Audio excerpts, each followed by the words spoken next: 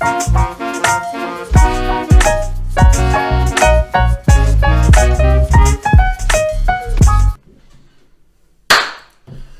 up, everybody? Another episode of Karen's Kids Podcast, episode number 24 with my boy Jose.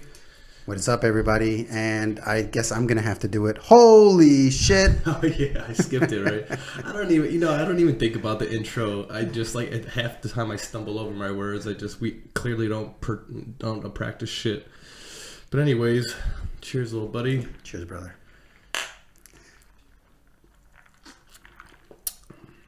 Oh shit! Ooh, nice. Yeah, right. Got a kick.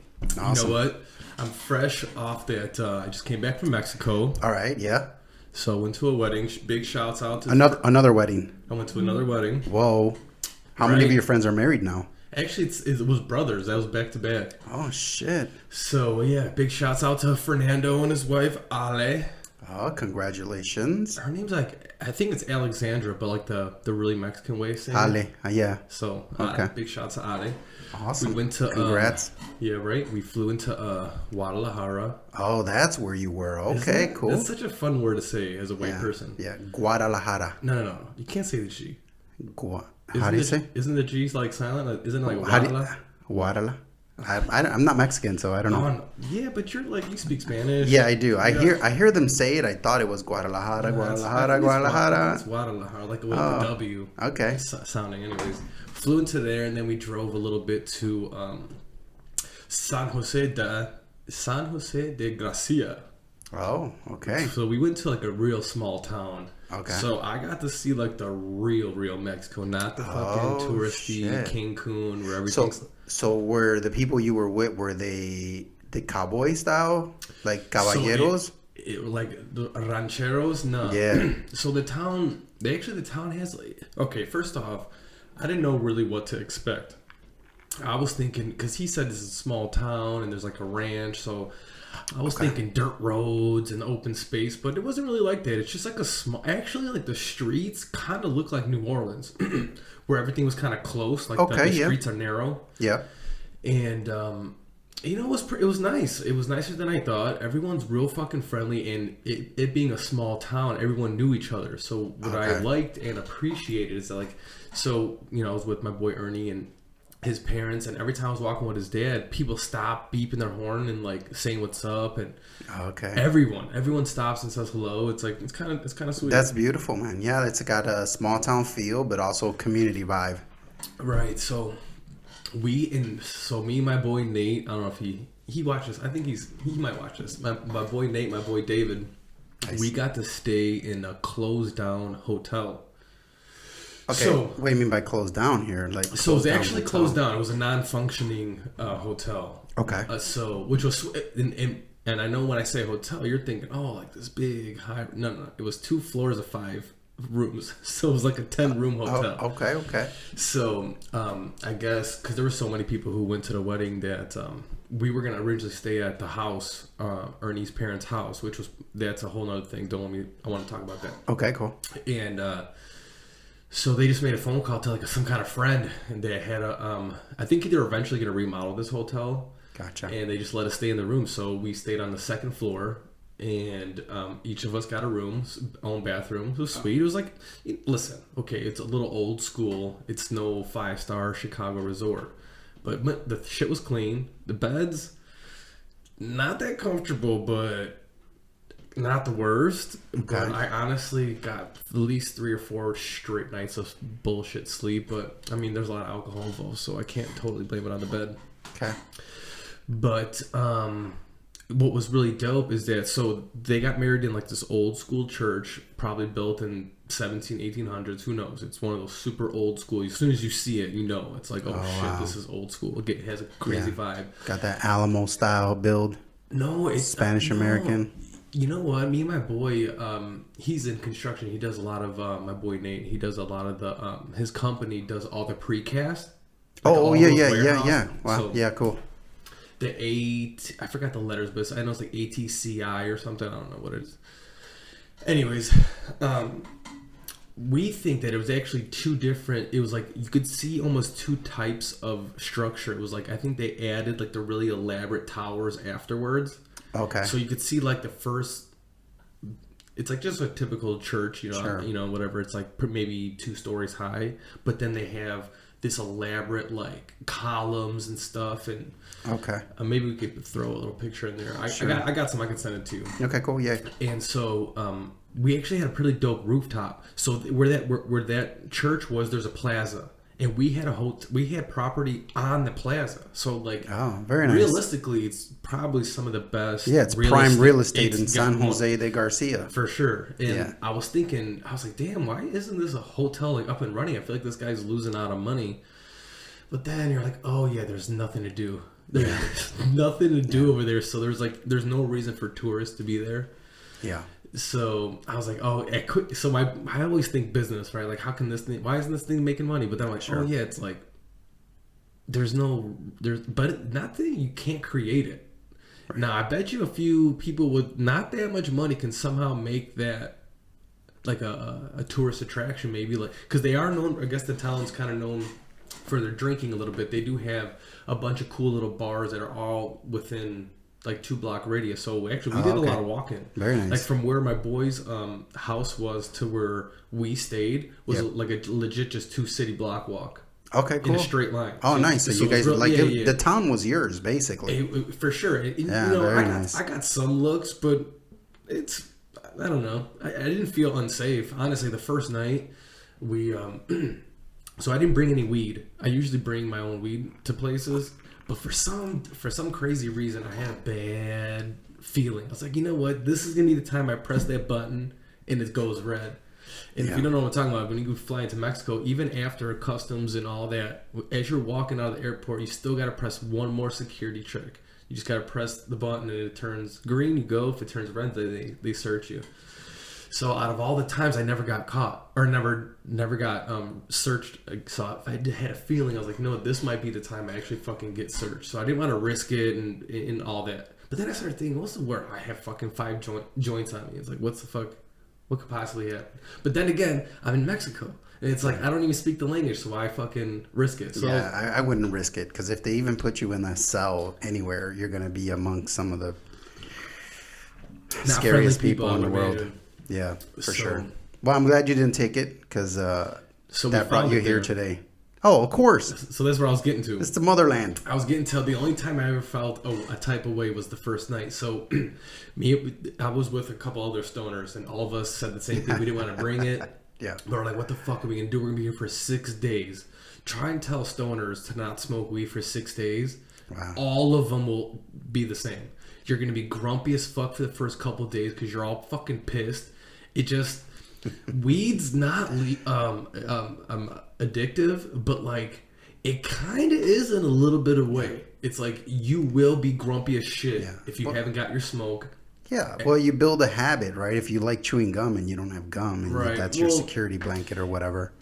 Yeah, but but there is a little bit of it's more of like it does hook you somehow. It's just more of a reminder, like, damn, I fucked up. It's like you're just more you don't. It's not like a real addiction, but it's more like the feeling is like, damn, dude, I'm not gonna be able to smoke. Anyways, long story short, one of his friends, like I don't think they're actually related, but that they've known each other for a long time. So he found us some weed, right? So nice. he made a phone call. Was it fire ass shit? God, it was. The exact opposite of that. No, it was garbage. Bro, I don't get it, Mexico. What? How do you still have bullshit? Bro, this shit was like straight up hay. Oh, no. But the crazy thing is, so we were so deprived. It had been about 2 days. It was the first night, but like, the first day of travel.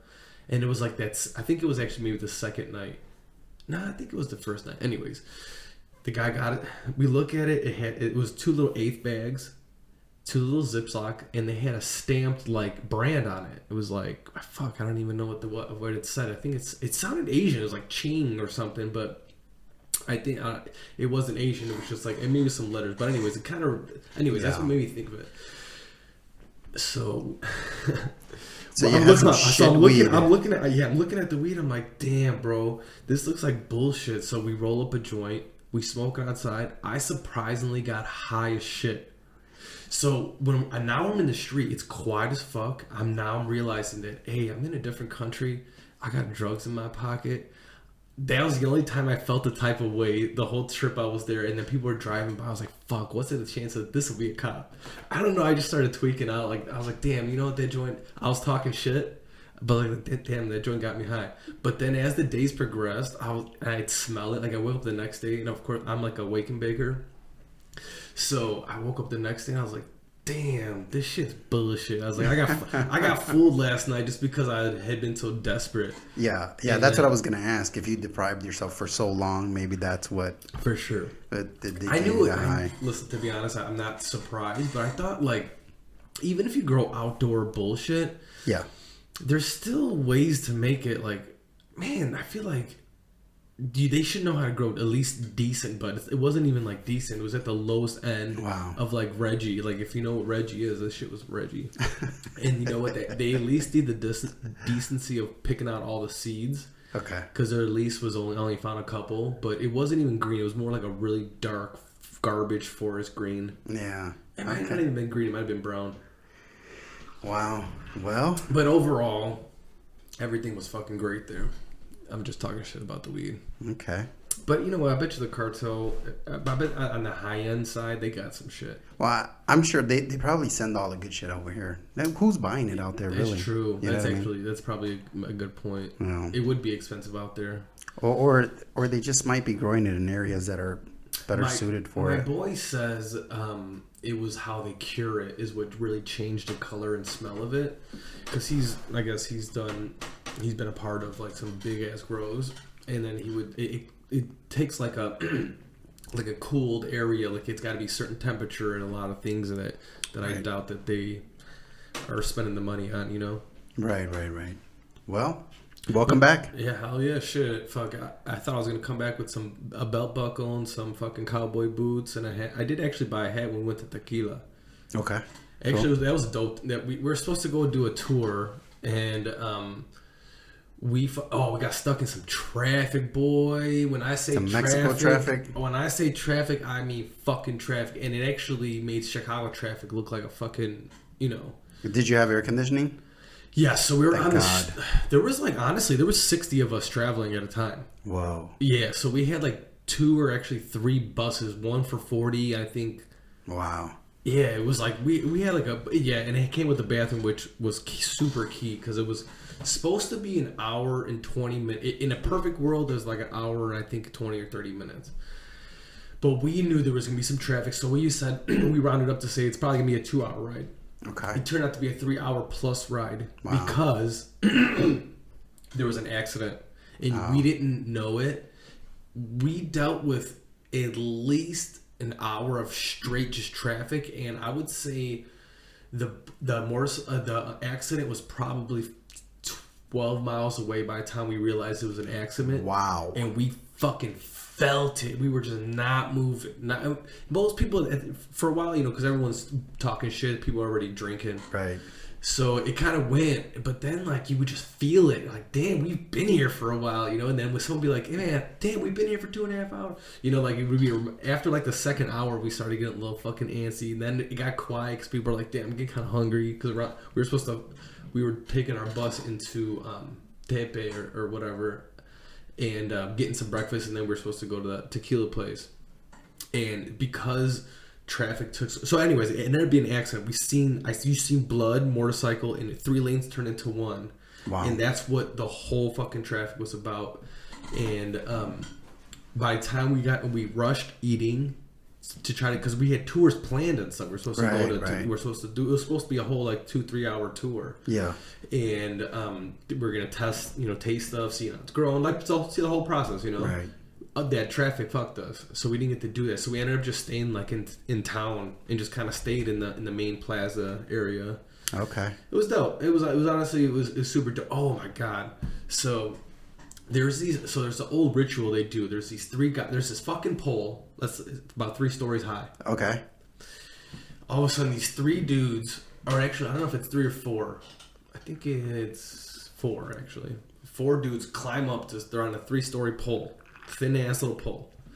all of a sudden this one guy starts playing this he starts chanting with like a fucking flute and a little drum, kind of like a fucking Native American Indian. Right? Okay, yeah. So he's drawing your attention. I don't know how the beat was going, but it was like, it's very like native, you know, you could... Like those ayahuasca icaros? Exactly, like a shaman, shit. like a straight up, like, right. Yeah, okay. So he's drawing you in, he's doing that for like 3 to 5, maybe even 7 straight minutes. Just doing it, everyone's drawing, everyone's looking up. Then these fucking guys wrap a rope around their leg, and then they start hanging upside down, swinging. So they're in this guy's calling like the speed, and I think he's calling like the length through his rhythm, because every so often they would drop. They'd start off at the top, they're spinning and spinning and spinning, and then they would drop like 3 feet. Yeah. And they keep spinning, and then they drop another 3 feet, and they keep spinning. And what was the purpose of this? Like that's what I said. Hold on. I go, well, what is? They're like, oh, this is like an old ancient ritual. They've been doing it for thousands, whatever. Or it's an old, super old ritual. Okay. And then I started thinking, well, for what? And then somebody's like, well, maybe it's like how they would, you know how they used to pray for rain and do things to please the gods.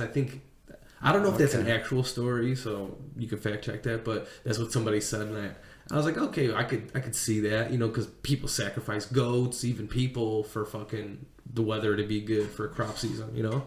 Yeah. So these guys start dropping, and they make it all the way down, and then they flip upside down, and they're done. And then one guy just walks with a hat, and he wants you to donate some money for the show. Oh, it's a show. Yeah, these are the Bucket Boys, Mexico style. Exactly. Okay. But it has a very ancient kind of like ritualistic kind of thing. Yeah. But then I started thinking, who the fuck thought of this? Like, who was the first person to be like, yo, let's drive a fucking pole. It started off being wood, I'm sure. We're going to be about 30 feet up. Okay, now listen to me. You guys are going to come with me. We're going to go at the top. We're going to tie a rope and hang upside down. It's like, how do you get anyone to be on board with that? Yeah. I mean, you really have to be in need to be doing something like that. I just feel like how bored. It's like, how bored were they that, like, I don't know. I started laughing about it. I'm like, who's the first one to do this? I always start thinking that. Like, that's how, as soon as I see something weird, it's like, because everything's like somebody's idea. Yeah. You know, like everything. So this was like an ancient male Chippendale stripper pole style. Hey, I didn't even think about that. It was a little seductive. Those guys, and it was hot, boy. It was hot as fuck in that Mexico sun. Those guys were up there. That's the first thing I thought of, because everyone ducks in the shade. You know how Mexico is. Yeah. Oh, have you been to Mexico? I'm sorry, you're Puerto Rican. I keep saying. I've not been to Mexico, but I've seen a lot of. Well, just like any really hot place, it's like they don't like the sun. Like you could see a tourist basking in the sun. It's like natives, they don't want to be in the fucking sun. They know better. They got long hats. They got fucking long sleeves. Oh, yeah. You know, it's like they're hiding from the sun. Yeah. And so we're all in the shade, and these guys are up there. And I'm like, the first thing I thought of is they're sweating dick up there, dude. Oh. It's stupid hot. Yeah, for sure. It's swamp ass. But they did have a great tan. Undeniably, they were like pristine leather fucking purses. Oh, leather jackets is how their face looked. I see what you're saying. You know what I'm saying? Just like that deep brown. Got that Italian shoe style color. Yeah, for sure, dude. That native cinnamon. Yeah, man. But all right, that's cool. I heard you said in the text, you said that you got into a heated debate out there. Oh. What was that all about? I've been waiting to hear this. That's right. I did kind of tease you with it. Yeah. All right. So we were in, it was me and this dude, David, and then I was with like a bunch of the bridesmaids. Okay. Yeah. Their party. Okay. All right. So were these bridesmaids from Mexico, or did they also come from here? No, they're all from here, and they flew over there. I see. So the group all flew from Chicago. Yeah. Okay, cool. So we got onto the subject of just like, you know, I started talking about my girl, and then I was like, oh, you know, I forgot how, but her age came up. You know, my girl's a little bit older than me, and they were like all shocked about it. They're like, what? And I was like, oh, well, I'm like, you know, she's cool as hell. You know, she's real pretty. You wouldn't even know her age. Right. And they kind of like, they're like, oh, let me see a picture. I show a picture. They start talking shit a little bit. And I was like, oh, they didn't like talk shit. They're like, oh, though I could tell her age. Oh, I see. I was like, damn, you guys are haters, you know? It's Yeah. like, whatever. I didn't say nothing. I played my cool. And then one of them's like, they talked about this one girl. Actually, it was the bridesmaid's sister. So they're like, oh, she's cute and blah, blah, blah. And like, you know, you should talk to her. And I was like, nah, you know, I just kind of like, I was kind of playing out like, nah, she's not really my type. And she's like, why? She's blah, blah, blah. She's young, blah, blah. They start saying all these positive things about her. I was like, well, no offense, but I was like, if you guys want to be real, like the real reason is like she already has a kid. Oh, no.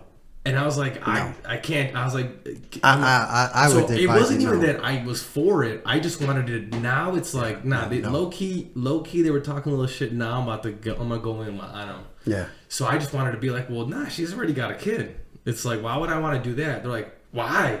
And what's wrong with that? I go, well, I was like, she already fulfilled her duty of like giving kids. It's like a man doesn't want to take care of another man's kid. It's just most men. Okay, most men, and that's what they said. They're like, well, not all guys are like that. I was like, well, that guy who doesn't care doesn't have a lot of options. If he has options, he's not choosing a woman with a kid. And boom, that's where it all started. And this girl's like, nah, because a couple of them have kids in there. Sure. You know? And so... Well, what were some of the things that they were saying? So she goes, well, I have guys all the time try to hit on me, and they know I got a kid. I go, don't mistake a guy who wants to fuck you with a guy who's going to take you serious and actually raise your kid with him. Right. And then I remember they started, so, I mean, there was a lot more. Like, I'm sure I'm fucking missing some of the, you know. So, yeah. One of my boy, I go, hey David, right? My guy's back there. Okay. And I go, hey David, am I right? And he goes, he's like, you're both kind of right. I go, bro, what a beta ass answer was that? And they all started going in, like, oh, you're alpha. I was like, come on, David, you're supposed to have my back. It's like 1 against 5, you know. And I was like, trust me. I'm like, if a guy has options, he's not gonna go for the guy or the girl who has a kid, and it's just not going to happen. It's really not going to happen because I think as men, we're wired to like instinctually. It's like you want to make a family. I think that's kind of all wired us. Reproducing is, you know, all hardwired into us. So if you see a woman, she kind of already, and if she has a kid, she kind of already completed that part of her. It's like, you can't. I'm like, yeah, you can give her another kid, but I don't know. I just don't know how that works. You know, it's like, you know, and this is coming, and I had to tell him, and I was like, oh, and as we were going, I was like, I'm not trying to like, there's no ill will, ladies. I'm like, we're just having a debate. We're just talking. Every time we kept, because they would start screaming, their energy was up, and I feel like sure, they get all emotional. You know, everyone had been drinking, so it's like now we're just kind of just letting it air out. I just met these people for the first time. We're getting into like a fucking heated ass argument. It wasn't even, listen, it wasn't bad, and all of us, I think, came out with a different little bit. Sure. So it was like a good. You get enlightened a little bit, and you know, and what's nice is like we don't have to hate each other because she felt so, and she still said, "I think you're wrong." Blah blah blah blah. I go, you need to stop speaking for men. You know, like. I was like, you think a certain type of thing. I'm like, you don't know what it is to be a man. It's just like I will never know what it is to be a woman. And about like I can have a certain feeling about abortion rights or whatever, but it's like I can only speak so much on it because I have no reference. Right. And they don't even realize that they didn't have. I had to remind them they don't have a certain reference point. It's like you can't speak for dudes. And if you think you know how guys are because certain guys say this and woo woo. They're lying to you. They're trying to fuck you. It's like, you know, it's boiling back to that. It's like guys will let you in on some of the ways we think, but it's like they're not letting you the real truth. The truth of the matter is you and your guy really don't matter unless your guy actually decides to put a ring on your finger. And you know, part of the reason why, like, you know, lots of guys decide not to date. Or they will date a girl with a kid, but lots of them they're going to be like, well, why? You know, the idea of a man. So it depends like what exactly you're looking for. If you're looking for somebody to marry, right? Mm-hmm. And they already have a kid, you're like, well, she already gave up one of her eggs, and it didn't work out with that guy. That guy is out. He's scot-free, right? He got what he got from her, and kind of like he decided that she wasn't the one. And a lot of times, you know, you go through these breakups, you carry baggage, you know, there's all kind of, but the thing about it is like if you look at like lions and shit, they'll kill all the, oh yeah, you know, when the new, they'll kill the litter of the old lion. And I'm not saying humans do that. And obviously we are living, breathing, thinking, rational beings, right? But lots of times it's like, you know, if she has a kid, it's like, it's hard because not only do you have to carry your own shit and hers, but also somebody else's. Well, right. It's like they're a package deal. Right. So it's like, as soon as you guys, you know, and we got into that too. And I go, part of my argument is like, you know what? I'm not priority number one. It's right. Like, of course, family's always number one. But when you're dating someone, it's like you want to be like the next in line for important. Right. It's like if they have a kid, well, that kid's going to trump you 100% of the time. Right. Well, how much of her motivation is going to be based on what she needs for the child? Exactly. So that I said that, and I was like, I'm not priority, and it's like I'll never be. Right. Her kid's already got her love like that. It's like I'll never have that. So, and then that's when I feel like I was starting to make sense to them, you know, a little bit, and yeah.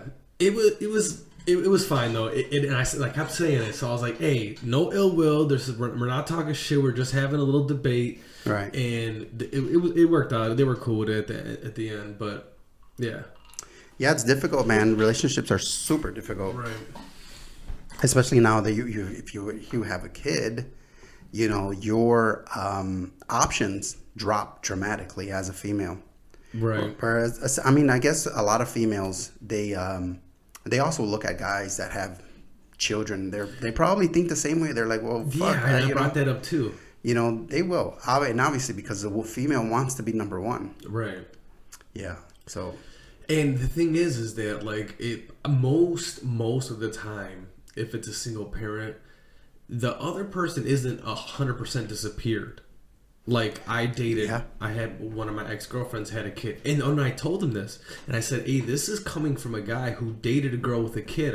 When I dated my ex-girlfriend, she had a 5-year-old, so I knew that I see that kid from 5 to like 10, wow. You know, 5 straight years, you know those, and this all came in, and the crazy stupid fucking thing is that like I was mentally getting prepared."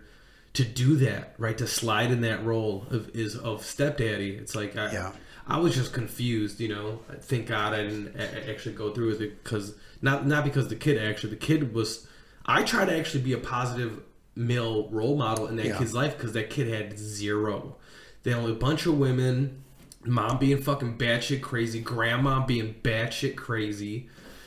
Dad being a piece of shit, knocked up like her and another girl in the same couple months. So she's got a sister that's like 3 months older than her. Yeah. And and part of that, man, is like, how come he got the smash and then get out Scott's free, and then now you have to take care of his fucking. That's what I was going to. Is like he wasn't out of the picture. Like he was a deadbeat a little bit, but he wasn't out of the picture. Yeah. So it's like I gotta deal with that too. And then fucking us as men, we're territorial, you know, that like if she becomes your girl and this guy, you got to see him every month and you know he fucked your girl, you're like, oh, this motherfucker. No, but what was crazy is that she would have a problem and still have him do it, fix it. Ugh. And it's like, I don't really want her problems, but the fact is like she's turning to the baby daddy to fix it is like, anyways, thank God that fucking. Well, a child is that, right? It's something that you have to solve for many, many, many years, and it just seems like it would be better if it was yours, or you would do your job that much more intensely if it's yours. Right. You know, like. I don't know. Yeah, there's certain situations where you would decide not to do something because it's not your child, and maybe there are some people they get to that point where they end up loving the child so much, but it's like at the beginning it's like, whoa, it's like really difficult to be able to give that up. Right. I mean, I'm sure there's ways to make it work. Oh yeah, absolutely, and many people do. Especially if you like, maybe you get introduced to the child's life, and especially the early years, 2, 3 years old. Yeah, for sure. Chances are you're going to be daddy to them very naturally, versus meeting them maybe at 8 or 9. Yeah, right. Right. Yeah. So listen, there's probably millions of people, maybe millions for sure. Maybe millions of people who slide in that role and they love it. Absolutely. I have, and I said amen. Yeah. But I also kept just saying that man probably didn't have a lot of options. Because if he had the option... Right. The deep core is, if you actually had the option between A and B, A being a woman that you're attracted to, who's attracted to you, versus B, the woman who's attracted to you, but also has a kid, it's like you're going to choose the person without a kid. Every time. And they had a problem with that because they didn't want to accept that they were popped, basically. Like they were not as desirable to men. It's like, no, I still get hit on all the time. And I said, don't get it twisted. A guy wanting to fuck you is way different than a guy willing to take care of you and your kid. And I said, and he'll lie to you for years about it. Sure. I said years, and I'm like, you know what? And he might even be not at fault because he thought he wanted to do that for those couple years. Right. And I said, this is coming from somebody who did it. So I can only speak on my shit, right? Right. My dick was tricking me that I love this person so much that I was willing to take on her kid as mine. After a couple years, I realized that's not the right choice. And I said, a lot of guys that'll happen to them. And it's not even he was being conniving or whatever. It's like his, all his chemicals were telling him, oh no, this is right. This is what you want to do. And it's like, you could have been mistaken that for just really good sex and really good compatibility. It's for you to lie to yourself and say, yeah, I'll take that kid out as my own. And it's like, nah, but after a couple years, you're like, oh fuck, I can't do that. Like, what was I thinking? You know, so. Right, there's a lot to think about, man. As being a man, there's so much that you have to think about when you get into a relationship, and it's because we have so much to give up. Yeah, man, and that made me start thinking about all the benefits of a man getting married, and it's kind of crazy because if you think about it, there's not a whole lot of benefits to a man getting married. Are you opposed to getting married?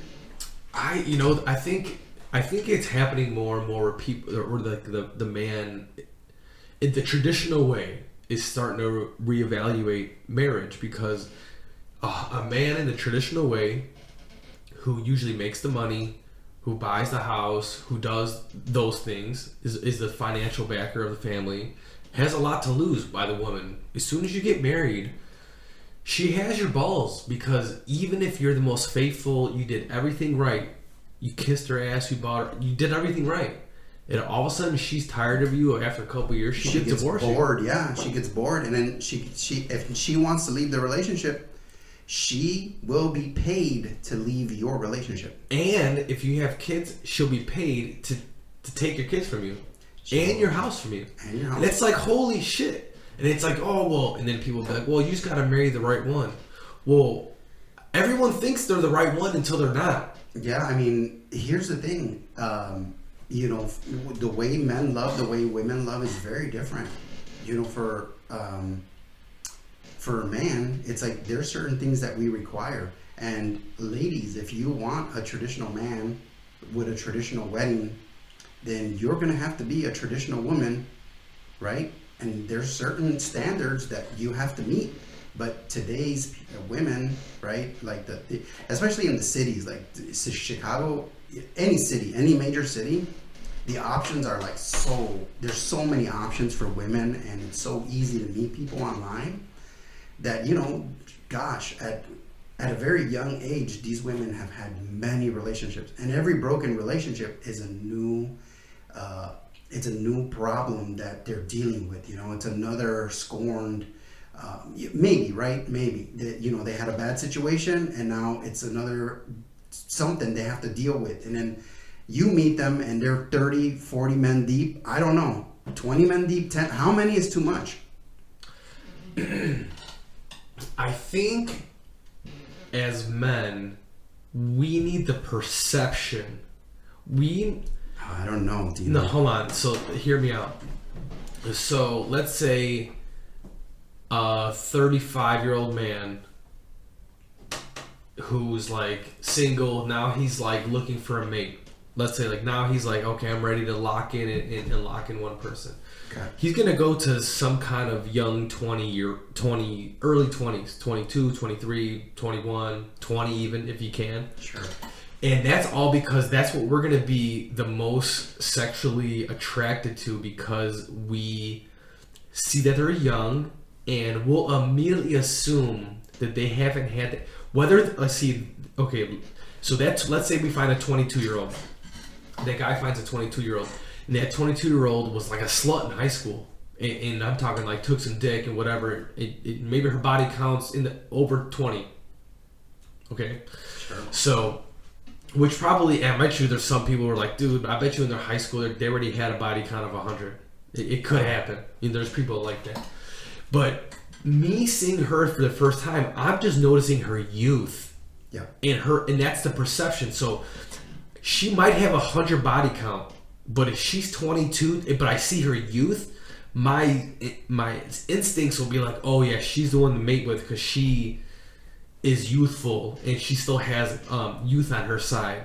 So basically, like, I can get all her like best years of her life, like that one chick who you send me the videos all the time. She talks about that, like the best years of her life, and it made me think about that. And she's right, because it's like you're instinctually drawn to younger people because they're still young and they still seem innocent. Like your mind kind of tricks you that they're more innocent than you because they're young, even regardless of their body count. And chances are you should never ask, because you should never really want to know. As long as she's hot and she looks young and things are all right, who cares what the body count is? She's still clean. Yeah, but what you're not like accounting for is like every relationship they have, it changes them.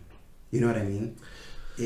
There's a residue that sticks with you throughout your relationship. I haven't had very many relationships because I was with somebody for many, many, many, many years.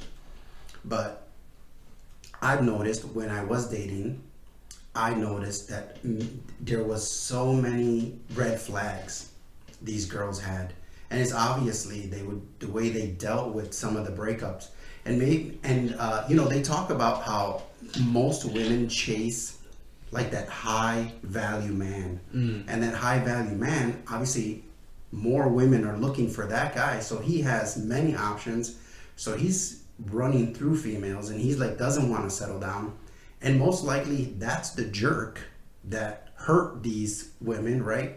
And then they settle for somebody less, and then you think you're getting something, she gets tired of you, it becomes this whole situation. But yeah, it's really difficult. I think that I heard somebody make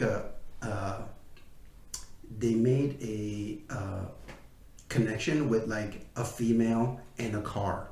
Okay. And I know it's ridiculous, but you think about a female that's been with many people, and you think about a car that has many miles, right?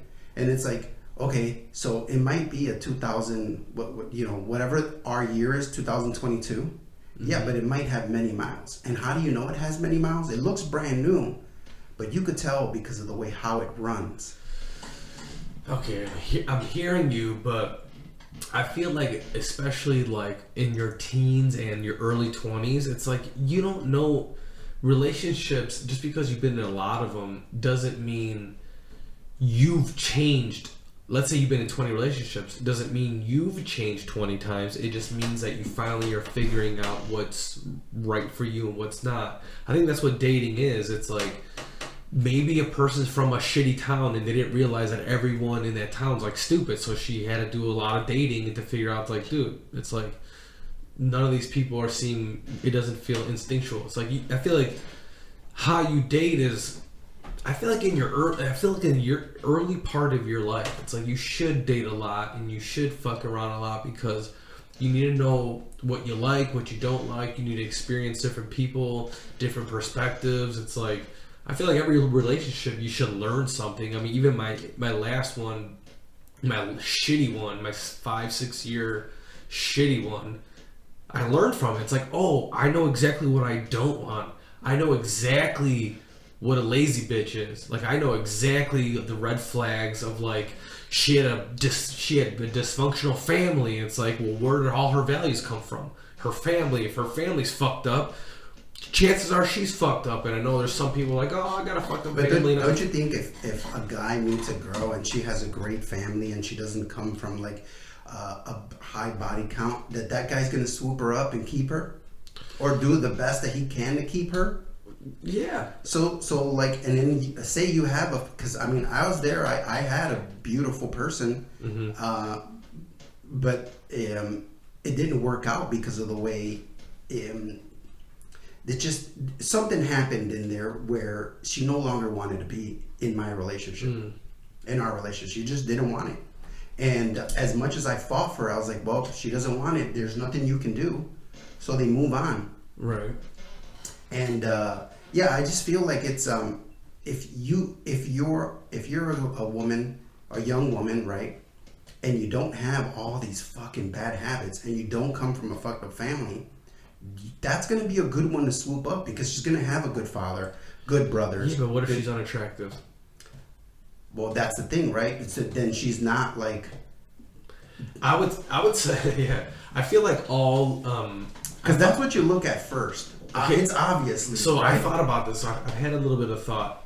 So if you ever meet a group of chicks, and it's kind of funny how a lot of group of chicks have a fat friend. They always have. If you get a group of 5 or 6 chicks, one of them's going to be like thick, right? Like that thick. Sure.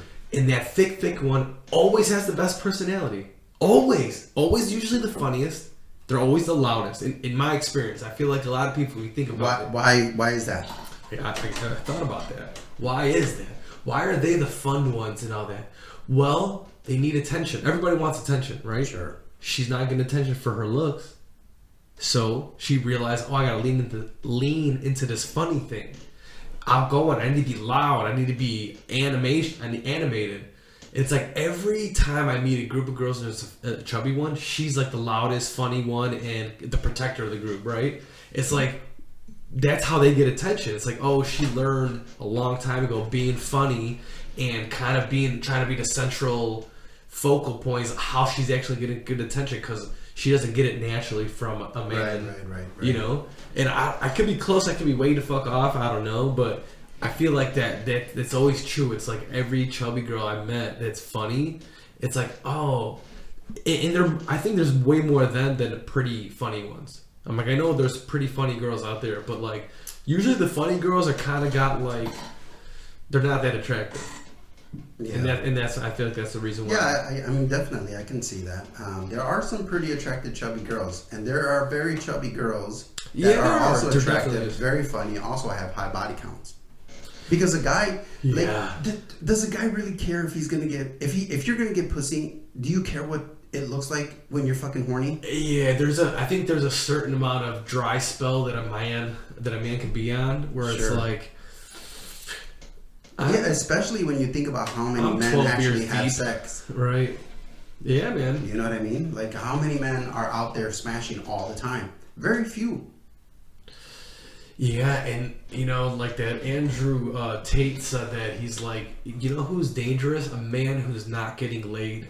Yeah. And I was like, dude. Well, he's probably shooters, right? Yeah. All the school shooters. And I feel like, dude, there's probably, in the people who do those fucked up things haven't comprehended that it's like they're not getting pussy. That's part of their anger. It's like it's like your body your most natural thing is to exactly eat and fuck, to reproduce and eat.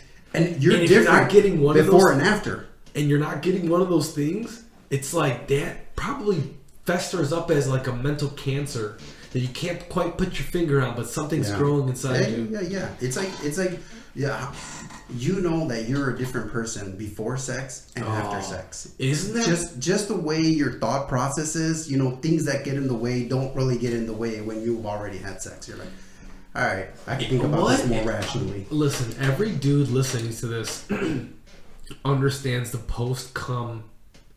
Yeah. Like that post-cum thought, like Dude, we've all been there where we're stupid horny. Like, stupid horny, drunk, whatever. You might not even like the girl anymore right after. Dude, I've had... like, it's time for you to go home. The thoughts that I've had with my little head doing the thinking is like... Let me call this girl that I haven't talked to in 6 years. Oh my God. You didn't do that, did you? No, I didn't. But like my mind's telling me, oh, hit this girl up. She was down. She smiled at you 6 years ago. Yeah, bro. It's like my brain will figure out some it'll lie to you. It's lying to you. It's like, oh, it's your dick's lying to you saying this is a good idea to go do this thing. And as soon that post nut clarity, that's what I was. That's the phrase. Yeah, it's the post nut clarity. Yeah, that's it. So it's like you take this girl home. You've been fucking spitting her game. You've been spitting game all night. As soon as you nut, you're like, what the fuck was I thinking? Yeah. And it's like, I don't know. I wonder. There's got to be an evolutionary reason we feel like that. It must be because, like, we want to reproduce. So when our body wants to orgasm, it assumes we chose the right mate. Yeah. But when you don't, when you deep down know, it's like, oh, this bitch was just somebody I wanted to get down with tonight. Yeah. Or she was just available at the time. Right, or whatever. And then when you nut and you accept, like, oh, no, how am I going to get her out of the house? That's when you feel like, what was I thinking? Yeah, and how often is it the fat chick in the group? Oh, man. That's why I'm saying you can't say that the fat chick in the group don't have a high body count. No, they probably, and especially if they're, like you said, there are plenty of chubby and fat girls who are really pretty in the face. Yeah. And they do their makeup but right. even their body is nice. It's just a thicker version. Right. You know what I mean? They can't be a 7. Yeah. But they could be a 4. Your boy's a 4. You know, listen, alcohol, it's a great equalizer. It's a great equalizer when it comes to your attractiveness, because I feel like no matter what you look like, there's somebody who will fuck you. And that's on, both sides. Think about all the fucking guys that go to jail and are doing life terms that would never normally be gay.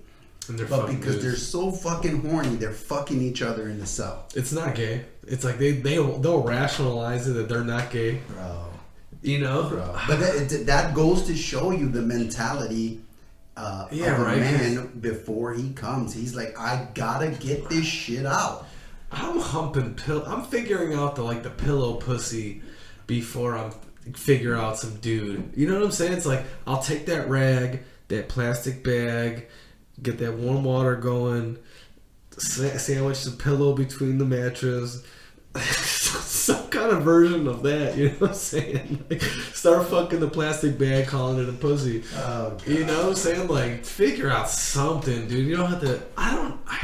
Obviously, I've never done life in jail, you know? Yeah. So it's and God forbid. Yeah, right? Yeah, knock on wood. So I don't know where the mind goes when you have to. No, you know. You called that girl. You tried to call that girl after 6 years. No, but does it start like where you just let the dude suck your dick for a little bit? Just because I'm not gay. I mean, you sucking my dick. I'm not fucking doing anything right. You rationalize it that way. Then you're like, well, what does it feel? It probably feels the same, right? Our buttholes feel the same. It's like, it's like just close your... I don't even want to think about this. I'm having problems thinking about this, man. That's what I'm saying. It's like, yeah, I don't know. Desperate times call for desperate measures. You know, the old fucking saying. It's what they have a name for that too. It's like gay while you stay or something like that, right? It's something like that. And of course, all the slogans got a rhyme, right? Yeah. It's not a slogan unless it's a 3 or 4 word rhyme. Yeah. It's crazy. But yeah, man, it's difficult out there, man, for us men and obviously men and women think really fucking different. They have their ideas, right, of what it is to get a high value man, and men want certain things, and the world is changing, right? It's very different from where it was in the 50s and 60s and 70s and 80s. Even like I was with a coworker, Mike, and Mike was saying that he was really shocked when, and he's an older man, by the way, But he said he was really shocked when he heard that in the schools they were teaching children how to put a condom on a banana. And what age though? Whatever it was, middle school or whatever. I think, but I took sex ed in middle school, I think. Okay, well, he's just saying that at the time when he was of age and he had his children going through high school and they were teaching him, he was like, why the fuck do they have to teach them that? But now they're running other programs that are completely like outrageous to the eyes of someone like Mike. It's crazy. Yeah, I don't know. You know what? I don't know if there's like a weird conspiracy with like schools and they're trying to fuck up the youth because some outside countries playing the long game and they infiltrated our education. I don't know what it is. Thank God I'm not in school and thank God I don't have any kids, so I don't got to worry about that. But do you ever think about having? I don't know. Yes, I've had thoughts, but then it's quickly like, nah. I'm still kind of, admittedly, and not proud of. Still a little selfish. Okay. So it's like I know what I want to do, and. But you're 33, 34? 34, yeah. You're 34 years old. Do you think that it's gonna go away at any point? See, that's the thing, and I always say that too. It's like I always say that I'm 70-30. 70 that I do not, and then 30 that I'm leaving that up to like maybe at. This is, I always said this is 33-year-old Dino saying this is 34-year-old Dino saying this. Maybe 37-year-old Dino says some fucking evolutionary switch hits me. It's like, oh no, I need to fucking. Yeah. I'm not saying it's impossible. I'll never say it's impossible, but like for now, I'm 40, you think if I could, it switches at 47? I was gonna say I could be one of those people where it's like I had my first kid at like 48. I found some. Who knows? Maybe I found like a 30-year-old. It's just right timing, and they're like, who knows? Like you never know. But my one buddy said he has a kid. He has a couple kids now, and he's like, the man never really feels like he wants to have a kid. It's like the woman kind of convinces him, and it's like. No, I don't know if that's the case because I remember being very young and feeling like I wanted to be a father. Mm. Yeah, like super young. I remember like 12, 13 years old. Oh, that's weird. Yeah. Dude, I was super young. I was like, damn, I want a family. Yeah. Yeah, I've always I like the idea of it. I just feel like, my family, we're tight. We're all tight, but we're not that tight. It's like we see each other at birthdays and shit, but it's not like we don't do like monthly dinners or like. Yeah. You know what I'm saying? I can see where like the mentality comes from then because like, I mean, I didn't have that either. I don't have like super close family that's going to help to keep everyone tight and everyone in like a behavior mold. You know what I mean? Mm-hmm. So I don't have that either, but I always thought like, well, you remember sitcoms back then. I don't know if you used to watch, but in every sitcom there was the dad, there was the children. They had all that like family dynamic, and I thought it was really cool. I didn't have that. I just thought, wow, I'd like to have that one day. Mm. Yeah, so I seen this video one time talking about like the conspiracy of like, so you brought up how everything was family related, and even though like a lot of times the family dynamics or whatever, but at the core there's always some kind of like core message. Yeah. And then the family would have worked through it or whatever, Yeah. And now I feel like there's like none of that. There's like no. When do you think it changed? Well, I don't know exactly when it changed, but I'm sure it transitioned somewhere between the 90s and 2000s, where now they wanted to show like the family dynamic not the same anymore. It wasn't like, well, we need to be one. It was kind of like they were all individuals. So like there was like this conspiracy video that I watched one time talking about like how they're basically promoting kids to separate from their family so that they can be. The bigger picture is so they can be manipulated easier. It's like if the further you get away from your family, the more manipulative. Yeah, sexualize them early. Yeah. So that they don't. Yeah. That's. I mean, if you really think about it, it's like, remember we had like really awesome, wholesome shows, right? Mm-hmm. And then they went to like the Fresh Prince of Bel-Air, where there was a wholesome family, but they brought in kind of like a sideways kid, right? Where, you know, he didn't have a dad. He grew up in Philly, but they brought him to Bel Air.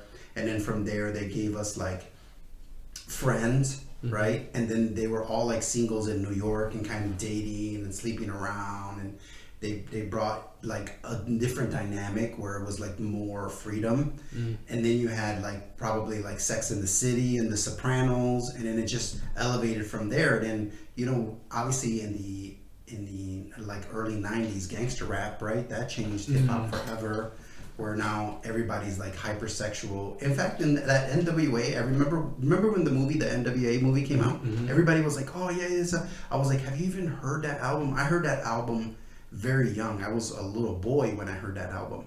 Pretty crazy for the time. Dude, that album at the beginning of it, they're talking about the molestation of a 15-year-old girl. These men, yeah, hear the album. It's crazy. I don't want to say what it is, but if you go back to listen to the album, it's fucking crazy. Right. You know what? I used to be like really against the thought that music is influencing people. 100% it does. But it does. And 100%. Just because I know the difference between characters that these rappers are playing, because many of them are playing a character. They're not moving kilos of cocaine from fucking What if you're Colombia. 12 though? That's what I'm saying. That's the point I was getting to. It's like, I know the difference between a character, but a lot of these kids don't. And some of these kids think that, like, oh, they do need to walk around with a pistol on their hip at all times because that's what the rappers say. And especially, like, let's say you listen to classical music, let's just say. Let's say you're driving in the car, you're listening to classical music. All of a sudden, you're just really calm. Yep. And you're really like, man, this is kind of beautiful. Because I, low-key, have gone back to listening. Sometimes I'm, like, really anxious. I'm in the car, and I'm overthinking. That's awesome, man. And I get I'm over-caffeinated, or I'm high, or whatever. I'll put classical on, and then it legit calms you. Yeah. So, music definitely affects you. 100%. It's a drug. It really is a drug, because you can go from a certain state of mind, you hear a certain song and you're fucking ramped up. Yeah. You know, of course it's not a high that you last hours. It lasts 3.5 minutes. You're fucking high. It lasts as long as the song plays. But I mean, you know that there are music out there that they put to movies that bring you to tears. Right.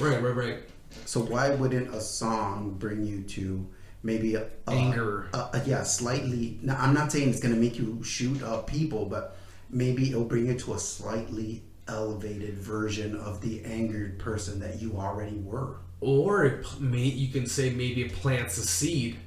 Right. It's like, I didn't necessarily think about that, but this guy's right. I should fucking shoot this motherfucker for disrespecting me. Right.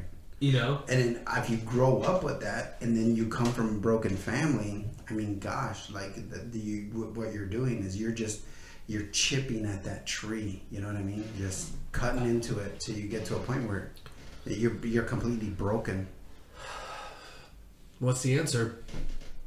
I think, for me, don't let too many negative influences affect you. Don't let them in. Don't let too much negative shit in. Right. That's definitely I agree with you. It's like the core of it. It's like, I feel like a lot of crime happens in, most of it is desperation. Yeah. Oh yeah. You know, so I feel like if all the family, and I don't mean like a universal, maybe there should be some kind of universal basic income. Maybe we can all agree upon. I mean, God knows how much money we waste. There's probably a way for us to not pay any more taxes and still do some kind of $1,000 a month, just to make sure everyone has food in a house over their head. Yeah. Because then I don't think you're as inclined to do crime. Now, I'm not saying that's 100% the answer, because there's people who are going to see, you know, their local drug dealer have all the girls and all the cars and all the money, and it's like, I want that, and it's like, all I gotta do is figure out how to sell this drug and I'll get that. I mean, there's going to be a lot of people who do that, and you know, but I do feel like a lot of it is desperation. Especially, a lot of it's learned. So if you're a kid and maybe your parents didn't have to, there's some people I know whose parents, they knew their parents sold drugs. It's like, oh, my dad was, I knew what he was like. He was doing this thing. He doesn't do it anymore. We're older, but when I was growing up, he was doing his thing.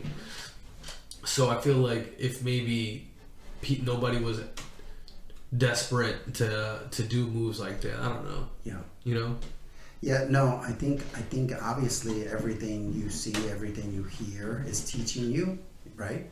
But if you're able to, if you can be slightly more inclined towards the good, and that's subjective, right? Being finding what is actually good. But I mean, my advice to you is like, honestly, I mean, gosh, I don't even know what really the advice is. It's just try to stay away from things that are truly harmful. And what they are, man, I think you need a role model for sure. Right. You need somebody that. And there's always those programs. There's always those like city programs where it's like there's mentorships, but it's like not a lot of people. It's not popular right now. Yeah. You know, the mentorship that a lot of kids are getting, or they're getting it from rappers. And they're getting it from TikTok, right? Like girls. Mm-hmm. Right? They're hypersexual today because they're watching all these TikTok videos. And you could make an argument that some of the people that are on there shaking their ass, that these kids are constantly watching their vlogs, their TikToks. Mm-hmm. You can say that those kids have chosen a person through those videos to kind of mentor them. And if they're mentoring them how to shake their ass, be super sexual, sleep around, those things don't add up to something. Yeah, when you look at it in the long run over time, those things really ruin more than they build. Right, and as you're talking, I was starting to think about how much of the way the child grows up and their morals actually land on the man. All of them. A lot. All of them. I was just thinking, I was like, you know what? If you took all the bad kids, all the ones that kind of grow up a little bit on the fringes of society or whatever, all probably grew up without a strong father, or like even any father in their life. Yeah. So yeah, I think a man has a huge role. That's a deep thing to really think about. It's like a man has a huge role in a fucking child's life. I think it's all of it, because when you look at, and there's studies out there, if you look at what it is for a single mother to raise a child and what the child turns out to in percentage wise versus a dad raising the children percentage wise, your children are more likely to be successful if the father raises them versus the mom. The moms, like the dads, will keep a girl there needs to be a little off the fear. Stripper pole. Yeah, there needs to be a little bit of fear. I think a father's just even perceived strength over you is stronger than the mom. Because I remember, my parents separated when I was like 14, and there was like a point in high school where I realized like my mom really can't tell me what to do anymore. It's like I'll do. Of course, I always did what she wanted me to out of respect, but it's like, she can't physically make me do anything anymore. Right. So once that's out of the picture, it's like, but dad, if dad's in the picture, I think there's by the time you're old enough to realize you could probably beat your dad's ass, is like you're already mature. You're already a mature man. You're like, already old enough to know that the reasons why you shouldn't. Yeah, exactly. Yeah. So it's like, I could agree with that. Even if I had a guess, I would say a single father raising a kid versus a single. Let me ask you this, dude.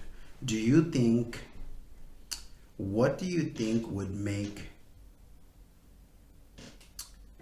so how do we get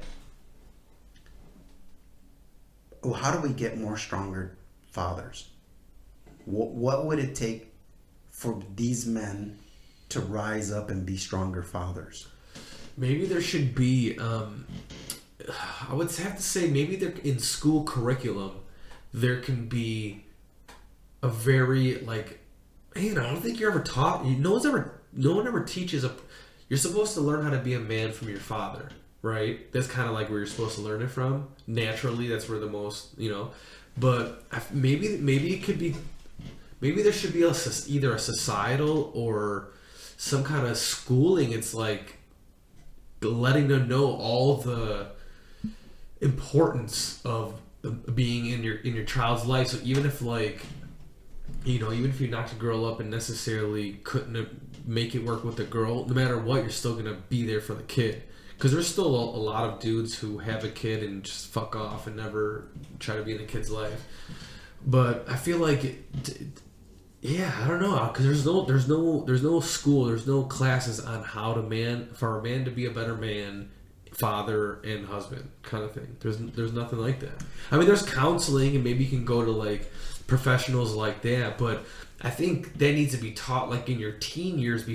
You shouldn't learn how to necessarily be a father when you have your kid.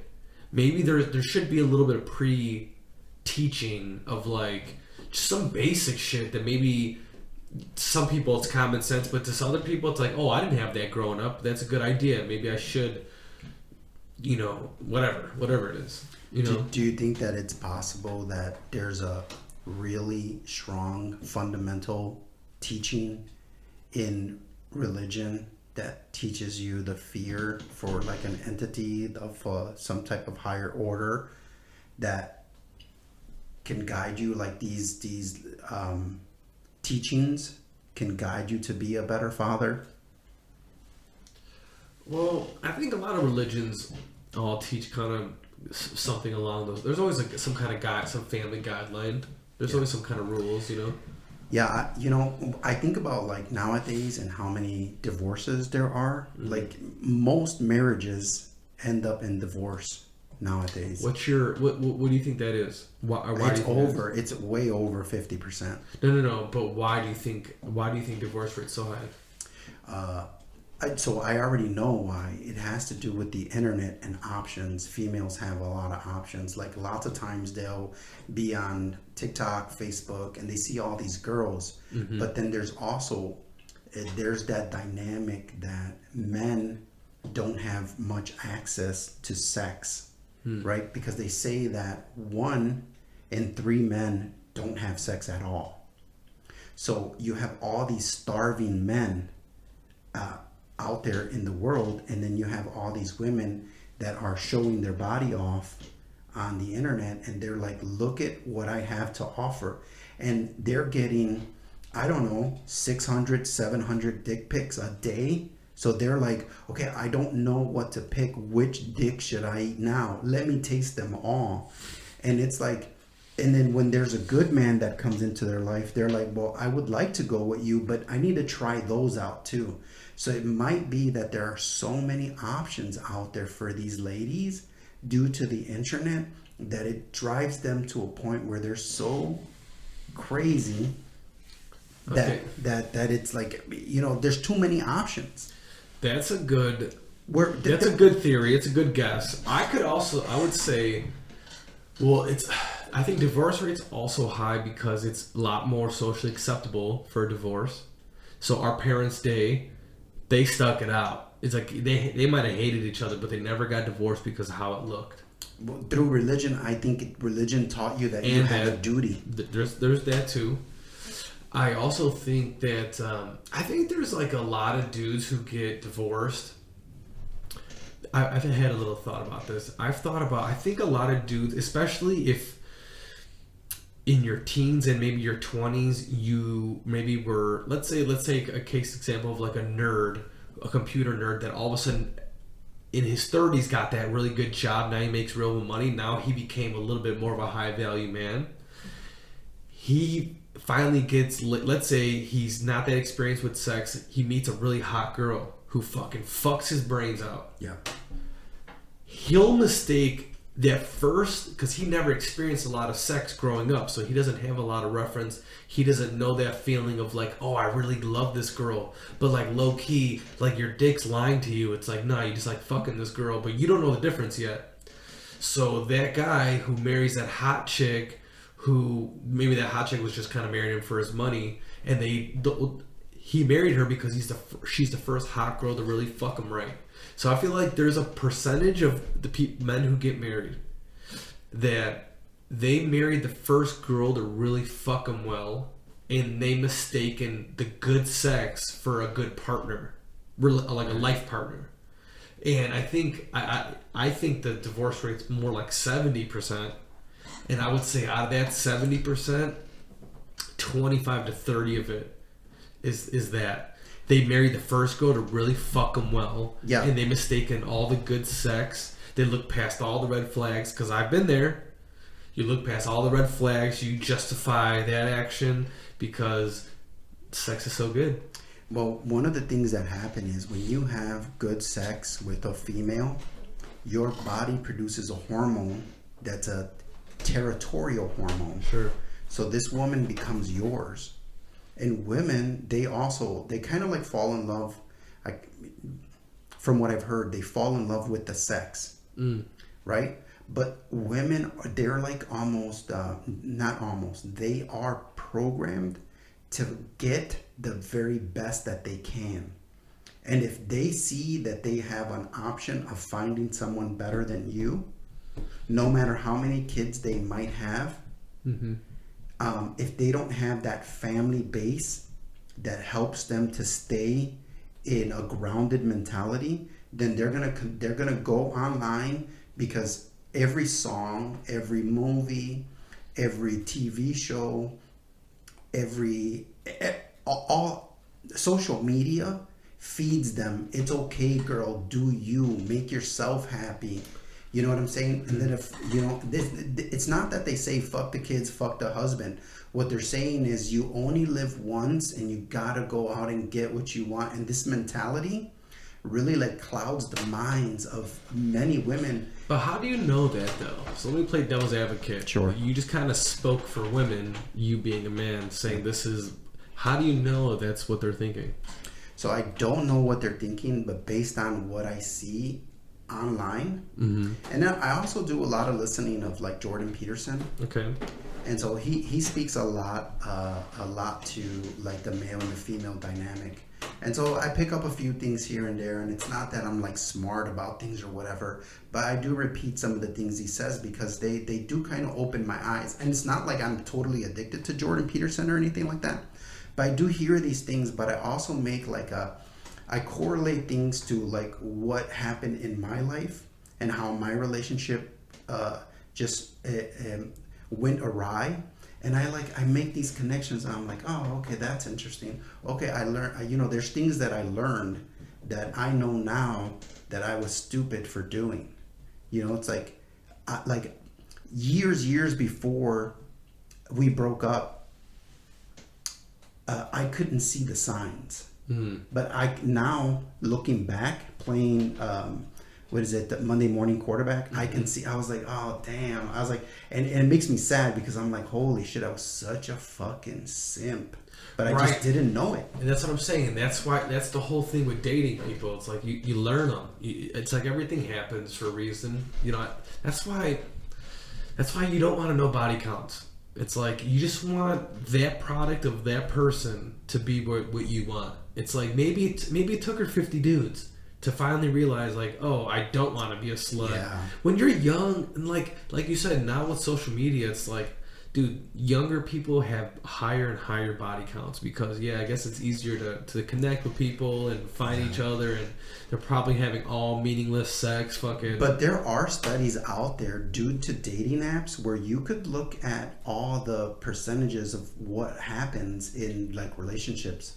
So like you. I thought you were going to say they're going to tell you the body count. Because I was like, no one's telling the truth. No, it won't tell you the body count. But right now, I think if I go on YouTube and I'll look up high body count for girl, you will find a female on there that will say I have over 1,000. Oh yeah, because they're going out of their way to fucking. You know what I mean? Well, no, they're hot. They're beautiful. They probably strip at a club.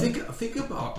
How it's kind of hard to have 1,000 bodies. That's one man every 10 days for 10 years. Okay. I would say the most promiscuous person isn't getting laid that fucking often. Unless you're a straight up prostitute. Exactly. You're denying every 10 days getting a new dick, dude. I feel like even a slut will be tired. Think about it. Every 7 days. There's a Friday and a Saturday. strip clubs, they're always packed. If you're a stripper and there's a guy that's spending money on you and you work at these high-end places like, I don't know, Vegas or wherever, like the main ones are, I guess it's possible. No, not only is it possible, it does happen. Of course. I'm sure. I think body count is really important, because the more they say that the more people your girl has slept with, she's more likely not to stay in your relationship. Because she's like, I could just get somebody else. It's more desensitized. Maybe, yeah, that's exactly. And remember when we were younger and we used to watch those videos of Faces of Death? I literally cannot watch those shows. Was that real or fake?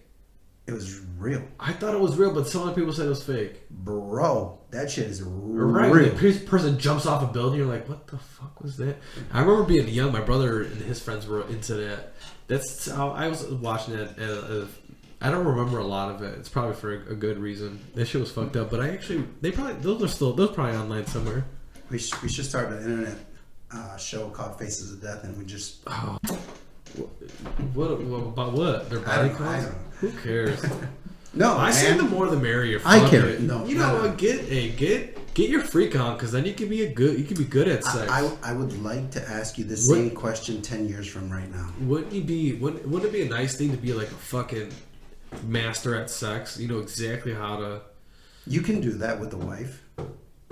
Yeah, you can. You can do that with a wife. But what if she okay?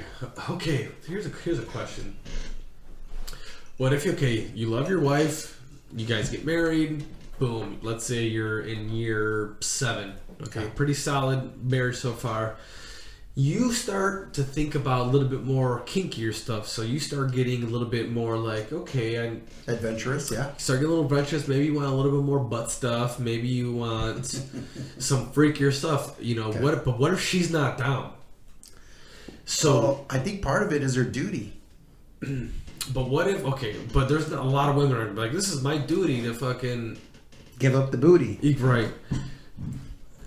There's gonna be a level of her not wanting to do something, and then what if you never get that thing? It's like, I really want this sexual thing, and she won't give it to me. So it's like, don't you think this is where, I don't know, do you think that's where it leads? Well, here's the thing. It's like you have to find that person that she wants to be with you. Mm-hmm. Not only does she want to be with you, she needs to be with you. Mm-hmm. And then also in turn, you want that person that you want and that you need with, which is it's the hardest thing to do, right? But I think if a girl actually really loves you and you provide all the things that you need for her, right? And she understands her role as a female in the relationship and how it works, I mean, I don't know exactly how it works, because it could be different for everybody, but if it's your relationship, you know what you want, and you should lay down the rules, because a woman never goes for a scrub or somebody that's less than her. They will never date somebody. Some people do. Dude. They're no. Well, they do it, but it won't last. Well, then that means that they don't. Right. So she wants somebody better than her, right? So then that's the reason why I always say that I'm the prize. Because if you want to be with me, you want to be with me because I'm better. Because women have that thing, it's called hypergamy, where they need to date somebody better than them for them to be happy. Spell that word if you can use it. H-Y. And so no, but if you think about it, it's really like, it's one of those things where they want somebody better. And lots of times I think like nowadays women, they don't see men like, oh, he's better, because they have all these options. They just see us as stepping stones to get to the next level. But can't you say the same thing for a guy? It's like he always wants somebody younger and better. Yeah. But then, so what needs to happen is that guy has to have some type of moral grounding in order to understand what it is to be a man and a man in the household. And it's different, because a high value man, who, like say this one guy who makes $1 million a year, he's gonna get out on that girl. He's gonna fuck more women. But he's probably, and he'll always come home to her. but he's gonna get out. Yeah, it's pretty interesting that how us as men we can love our girl. You could love your wife, you could love your kids, you love your family. But if you have a chance to fuck and there's zero repercussions, you might take it. It's like most guys probably will take it. It's like it's just a natural like, I just want to fuck this girl. It's like that's your little. It's like your little brain, your little dickhead thinking for you. And it's different not that you for always, women, right? It's not that you always want to do it, and most guys don't do it, but you still have that really natural thought. It's like, so think about it. So I tell I talk to my cousin all the time. I tell my cousin, no, I think what girls want is they want you to provide them with fun. If you provide them with fun, because they're like, oh, what's he like? Oh, he's so funny and good looking, and we went out and we did this. Because when girls meet, lots of times they're like, what'd you do, girl? We did this. It's like, what does he provide for me, right? Mm-hmm. And if you provide fun for a girl, you're always, because a lot of times if they really love you, they're constantly waiting for you. It gets to the point where they don't no longer wait for you. They create their own fun. They start to like be like, what the fuck do I need this guy for? It's more fun over there. I'm gonna go over there where the fun is.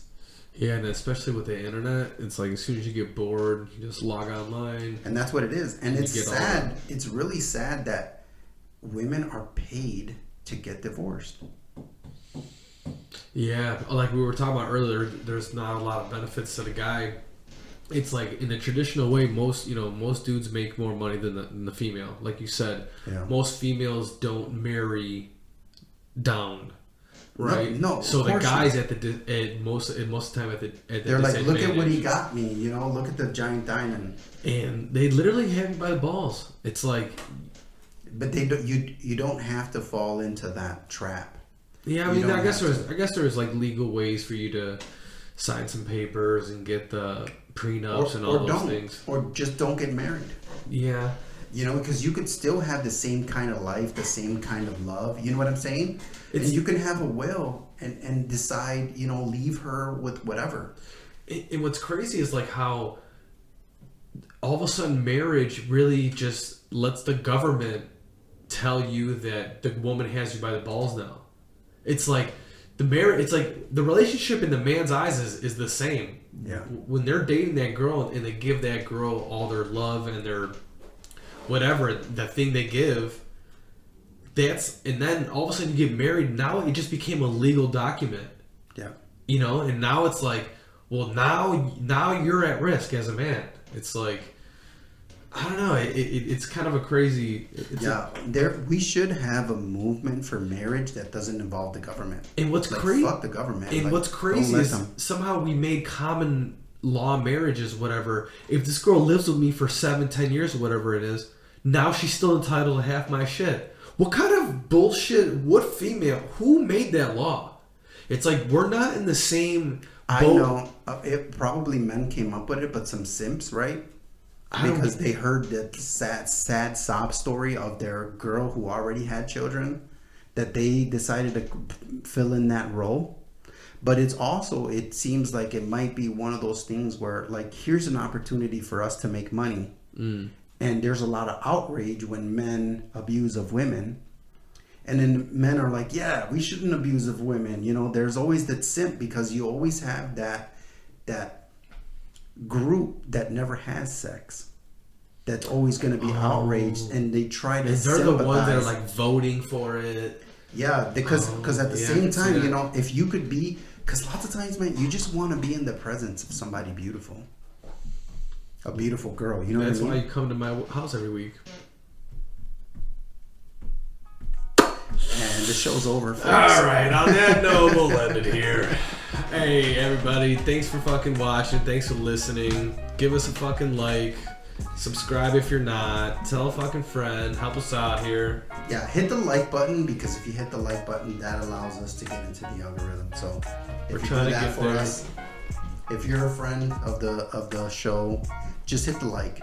It doesn't cost you anything. It's literally just click, done. We love you guys. Peace. Later.